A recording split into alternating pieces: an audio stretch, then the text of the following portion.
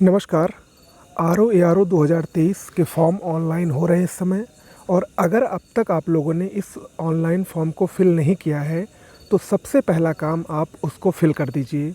जिन्होंने OTR number नहीं प्राप्त किया है वो OTR नंबर प्राप्त कर लें। हालांकि इस समय OTR नंबर प्राप्त करने वाली जो साइट है वो बहुत ही बेकार तरीके से चल रही है। आयोग पता नहीं क्यों इतनी घटिया वेबसाइट बनाता है। तो अगर उसका इशू सॉल्व हो गया तो जिन लोगों ने OTR अब तक नहीं भरा है वो OTR भर के और फॉर्म को जल्द से जल्द फिलअप कर दें। ओके। अब आज का जो वीडियो है वो आपके पास समय कितना बचा है और ये परीक्षा कब हो सकती है, ये आप सभी के मन में एक सवाल होगा कि RO ARO की परीक्षा कब होगी। इसको बताने से पहले एक सूचना आप लोगों को देना चाहता हूं। हमारे चैनल पर जैसा कि आप लोग जानते ही हैं कि फ्री मेंटरशिप प्रोग्राम चल रहा है। RO ARO के लिए फ्री टारगेटेड बैच चल रहे हैं और अगर आप उस बैच से जुड़ना चाहते हैं उसमें डेली टारगेट्स दिए जाते हैं। इमेज से आपके GS के क्वेश्चंस कराए जा रहे हैं, टेस्ट कराए जा रहे हैं, करंट अफेयर्स कराई जा रही है, हिंदी कराई जा रही है, वीडियो और PDF दोनों के माध्यम से, और ये सब कुछ निःशुल्क है। अगर आप इससे जुड़ना चाहते हैं तो डिस्क्रिप्शन बॉक्स में टेलीग्राम चैनल का लिंक दिया गया है, वहाँ पर आप जुड़ सकते हैं। अभी मात्र 11 दिन हुए हैं इस बैच को चलते हुए, 75 दिनों का बैच है और आप जुड़कर इससे फ़ायदा प्राप्त कर सकते हैं। अब बात करते हैं, देखिए RO ARO की जो परीक्षा है, जैसे अनुमान लगाया जा रहा है। पहले मैं आपको ये बता दूं कि ये मेरे द्वारा एक व्यक्तिगत अनुमान है, ना कि ये आयोग का। ठीक है, डिसाइड आयोग को ही करना है, ऑफिशियल वही जारी करेगा। लेकिन जहाँ तक अनुमानित है आपकी परीक्षा, तो ये परीक्षा फरवरी माह में हो सकती है। फरवरी 2024 में आपकी RO ARO की परीक्षा हो सकती है। और जो डेट अनुमानित है 4 फरवरी के आसपास आपकी ये परीक्षा हो सकती है, या जनवरी के लास्ट में भी ये हो सकती है। ये आयोग के ऊपर डिपेंड करेगा। फिलहाल मान के चलिए कि 20 जनवरी के बाद और 10 फरवरी के पहले इसी में आपकी परीक्षा हो जानी चाहिए, अगर सब कुछ सही रहा तो।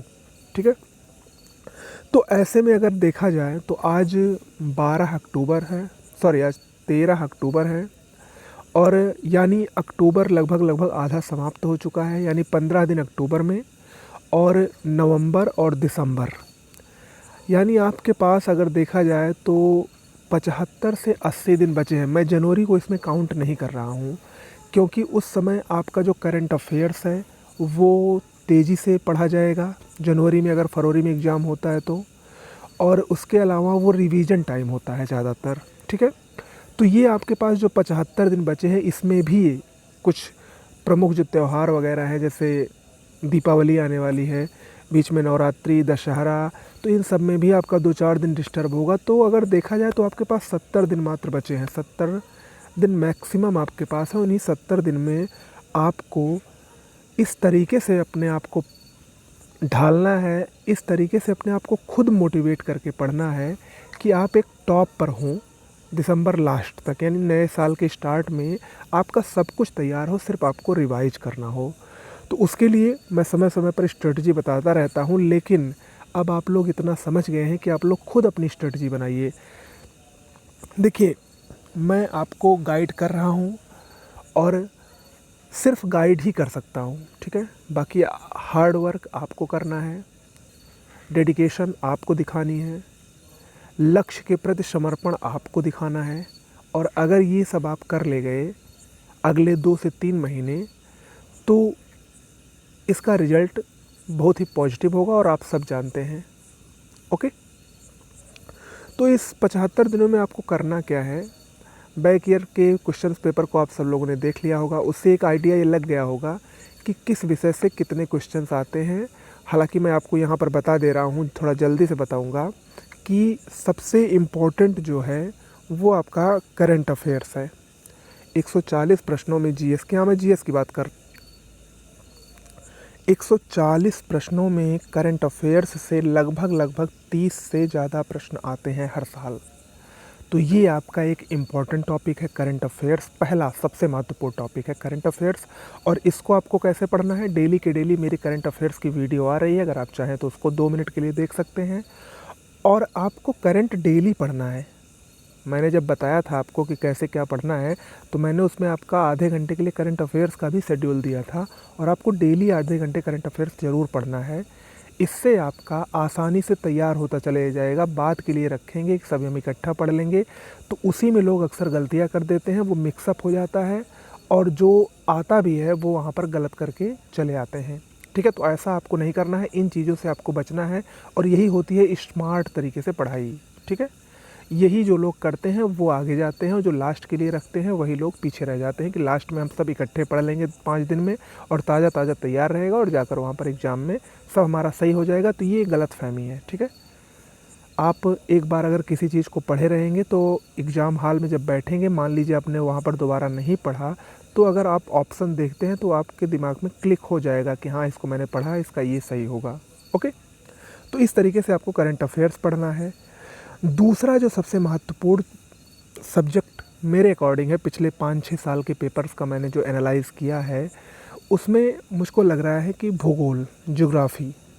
अब ज्योग्राफ़ी में यहाँ पर मैं आपको इन्वायरमेंट भी जोड़ के बता रहा हूँ, क्योंकि ज्योग्राफ़ी इन्वायरमेंट एक दूसरे के पूरक हैं। ठीक है, इन दोनों को अगर देख लिया जाए तो आपके लगभग 30 से 35 प्रश्न हर साल आ रहे हैं। ठीक है, ज्योग्राफ़ी प्लस इन्वायरमेंट, और ये एक ऐसा टॉपिक है जिसकी कुछ लिमिटेशन है, यानी इसमें बहुत ज़्यादा संभावनाएं नहीं है प्रश्न पूछने की। प्रश्न स्ट्रेट फॉरवर्ड आते हैं। जैसे अगर नदियों से प्रश्न पूछता है तो नदियों से प्रश्न पूछेगा, और उसमें सहायक नदियों से इस समय खूब प्रश्न पूछ रहा है, और उसमें भी ये भी तय रहता है कि जो दक्षिण भारत की नदियाँ हैं उन्हीं की सहायक नदियों से ज़्यादा क्वेश्चन पूछता है। ठीक है, या आपके मरुस्थल से क्वेश्चन पूछ ले, वर्ल्ड ज्योग्राफी की हम बात कर रहे हैं, इसमें मरुस्थल से पूछ लेता है। तो ये सब जो है विश्व के पर्वत कौन कौन से हैं, खासकर वो जो यूरोप के पर्वत हैं, जो जर्मनी और फ्रांस की सीमा, और वो जूरा पर्वत हो गया, आल्प्स पर्वत हो गया, और वासजेस पर्वत हो गया, ये जो यूरोप के पर्वत है छोटे छोटे, इससे खूब पूछता है। या ड्रैकेंसबर्ग पर्वत जो है उससे भी क्वेश्चन पूछ रहा है। तो मतलब इस तरीके से जो क्वेश्चन पूछते हैं उसको आपको पढ़ना है। ठीक है, आपको शुरुआती पेज से उठा के लास्ट तक नहीं पढ़ना है, आपको एग्ज़ाम के अकॉर्डिंग पढ़ना है कि एग्ज़ाम में कैसे पूछा जा रहा है, वर्तमान ट्रेंड क्या चल रहा है। अगर आप एक तरफ से पढ़ेंगे तब तो फिर आपका एक सब्जेक्ट ही 2 महीने में नहीं पूरा हो पाएगा। ठीक है, तो उस अनुसार पढ़िए। ओके, इन दो के बाद जो तीसरा सबसे महत्वपूर्ण है वो हिस्ट्री है। एंशिएंट, मेडुअल और मॉडर्न, इन तीनों मिला के लगभग 20 से 25 प्रश्न हर साल पूछे जा रहे हैं, और इसमें भी मॉडर्न जो है लगभग आधा रहता है, और आधे में आपका एंशिएंट और मेडुअल रहेगा। हालांकि अब आयोग का जो ट्रेंड चल रहा है उसको देखकर ये नहीं कहा जा सकता है कि मॉडर्न ही आधा आएगा। कभी कभी वो मेडुअल की संख्या ज़्यादा दे देता है, कभी कभी एंशिएंट से क्वेश्चन ज़्यादा पूछ लेता है। तो कुल मिला के आपको तीनों को बराबरी ठीक से पढ़ना है, और आसान भी है, और आप लोगों ने पढ़ा है, सिर्फ रिवाइज करना है। ओके, इसके बाद पॉलिटी से लगभग आपके 10 से 15 प्रश्न आ जाते हैं, और पॉलिटी एक ऐसा सब्जेक्ट है जो आसानी से स्कोर किया जाता है, जिसमें बहुत ही आसान है। थोड़ा सा अगर आप पढ़ लेंगे तो निश्चित रूप से आपके अच्छे से अच्छे मार्क इसमें लाए जा सकते हैं। बाकी इसके बाद जो मुझे लगता है वो है यूपी स्पेशल, चूँकि इस समय आयोग यूपी स्पेशल को काफ़ी तवज्जो दे रहा है, तो इसको इग्नोर नहीं किया जा सकता है। लगभग 7 से 8, 10 प्रश्न भी इससे आ सकते हैं, तो इसको भी आपको अच्छे से पढ़ना है। और बाकी जनसंख्या नगरीकरण हुआ, जो इकोनॉमी का सेक्शन होता है वो उसमें मोस्टली करंट अफेयर से ही क्वेश्चन आते हैं, लेकिन जो अन्य क्वेश्चन आते हैं जैसे पंचवर्षीय योजनाओं से पूछ लेता है, या अन्य जो बैंकिंग वगैरह से पूछ लेता है, बेरोजगारी गरीबी से पूछ लेता है, तो इस पर भी आपको ध्यान देना है। और ये सब जो टॉपिक हैं वो आपको लास्ट के लिए रखने हैं। पहले ये जो मेन 4-5 टॉपिक हैं जिनसे आपके लगभग 100 से ज़्यादा क्वेश्चन आते हैं, इस पे ज़्यादा फोकस करिए, और इसमें आपको एक टाइम टेबल बनाइए कि इतने दिन में हम इसको ख़त्म करेंगे, और एक दिन में आप लोग 2 सब्जेक्ट ज़रूर पढ़िए। 2 सब्जेक्ट जीएस के पढ़िए, प्लस आपको हिंदी रेगुलर पढ़नी है, और प्लस आपको करंट अफेयर्स पढ़ना है। तो इस तरीके से पढ़िए तो निश्चित रूप से आपका ये तैयार हो जाएगा। जैसे कि मैंने अपने जो फ्री मेंटरशिप प्रोग्राम का बैच है उसमें ये टारगेट मैं लगातार दे रहा हूँ, और लोग काफ़ी अच्छा कर भी रहे हैं। ठीक है, और उनका देखिएगा 75 दिनों का प्रोग्राम है। 75 दिनों में मैं सारे आयाम कवर कर लूँगा। उसमें घटना चक्र पूर्वावलोकन भी है, यानी बैक ईयर के क्वेश्चन पेपर को भी मैं सॉल्व करवा दूँगा। टेस्ट भी ले रहा हूँ, करंट अफेयर्स भी आपको करवा रहा हूँ। उसके बाद जीएस के जो विभिन्न आयाम जिससे भी प्रश्न पूछे जाने की संभावना हो, उन सब को मैं आपको टच करवा दूँगा। ठीक है। फ़िलहाल जो लोग अलग से पढ़ रहे हैं उन लोगों के लिए सुझाव है कि एक टाइम टेबल बना के और इस तरीके से आप पढ़िए, वेटेज दीजिए। कौन सा सब्जेक्ट ज़्यादा वेटेज वाला है उसको प्राथमिकता दीजिए, कौन सा सब्जेक्ट आपका कमज़ोर है उसको प्राथमिकता दीजिए, जो आपका अच्छा है उस पर भी ध्यान दीजिए। ये नहीं कि उसको एकदम नेगलेक्ट कर दीजिए और बाद में उसी में ही आप धोखा खा जाएं। तो इस तरीके से भी नहीं करना है। करंट अफेयर्स को डेली महत्व दें। अब आते हैं हम हिंदी की बात करते हैं। हिंदी चूँकि 60 क्वेश्चन प्री में आते हैं और 60 क्वेश्चन सिर्फ 6 टॉपिक से आते हैं और 6 टॉपिक्स आपको पता हैं, उसको बार बार बताने की ज़रूरत नहीं है।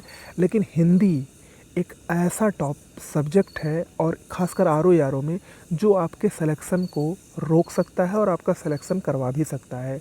तो हिंदी को हल्के में मत लीजिएगा। हिंदी को रोज़ आपको पढ़ना है। हिंदी को कैसे पढ़ना है, जो 6 टॉपिक्स हैं उसमें आप अपने अनुसार टाइम टेबल बना लीजिए। चाहे एक दिन में 2-2 टॉपिक, जैसे आप आज 25 विलोम पढ़ेंगे तो 25 तद्भव तत्सम पढ़ेंगे, या आप 50 विलोम पढ़ रहे हैं, कल तद्भव तत्सम पढ़ रहे हैं, परसों फिर विलोम पढ़ रहे हैं, या परसों वाक्यांश के लिए एक शब्द पढ़ रहे हैं, ये आपको अपने आप डिसाइड करना है।